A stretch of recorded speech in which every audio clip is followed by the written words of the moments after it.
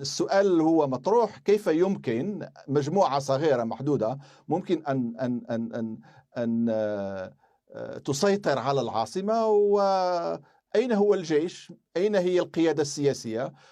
أين هي النخبة السياسية؟ أين كانت الأحزاب السياسية التي لها أجنحة عسكرية مثل حزب الإصلاح؟ حزب الإصلاح قرر عدم المقاومة الحوثيين. هذا قرار رسمي اتخذه الحزب. المهم، هناك تساؤلات كثيرة يطرحها اليمنيون والأطراف الدولية كذلك.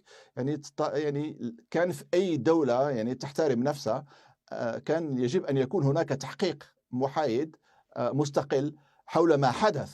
لم يتم هذا. لهذا قلت كانت هناك خيانة أكيد، كان هناك تلأك من بعض الأطراف أكيد.